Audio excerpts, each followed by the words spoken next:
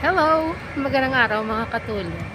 So, nandito na naman yung katulong yung sa labas So, dito lang naman banda mga katulong. Nag-start na sumakit yung tuhod kung nakaraang linggo.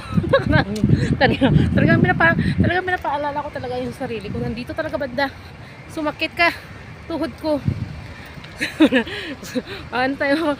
Lumabas kasi tayo mga katulong para magpakabuso. Hindi kasi tayo kumain ng lunch eh. So, alam mo nyo ba mga katulong dito sa may Singapore na yung lahat ng mga galaw mo is may nakabantay?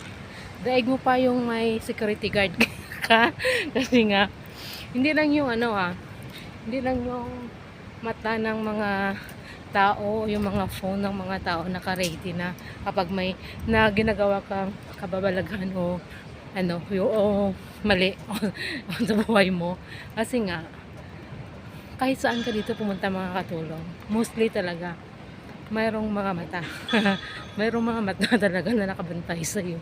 Hindi lang yung isa, hindi lang dalawa, dami pa. Lalo na kapag nasa ka mga katulong.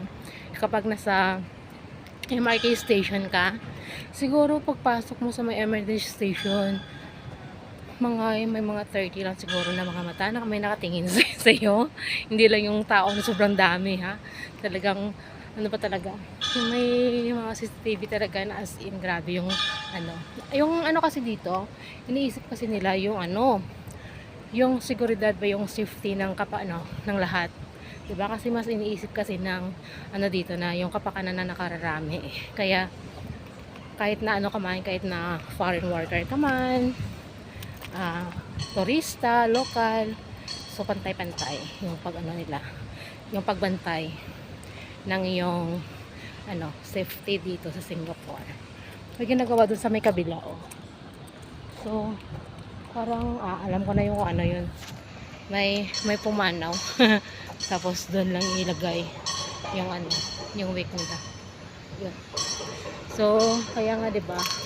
Hindi dito nakakatakot na lumabas kang gabi na mag-isa. Grabe, sobrang init kaso lang kailangan natin lumabas para kumain. May pagkain naman ako dun sa bahay pero feel ko lang lumabas. Kasi hindi naman siguro yun sa palakad-lakad ko yung sumakit yung tuhod ko. Dala na yun ng katandaan natin.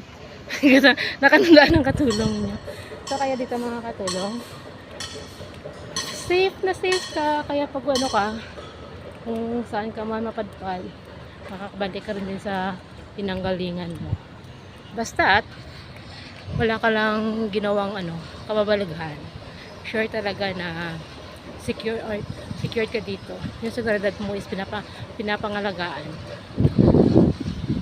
Yun lang, wala lang, gusto ko lang magbuni-bundi habang naglakad-lakad dito sa initan. Pero mainit siya na mahangin. Kaya kahit na walang payong okay lang kasi hindi mo naman totally na mag-feel na yung sakit ng init kasi nga mas malakas yung hangin. Mainit siya pero malakas yung hangin. So, yun lang mga katulong. Hanggang dito na lang ako. Maraming salamat. Bye-bye. Paalam!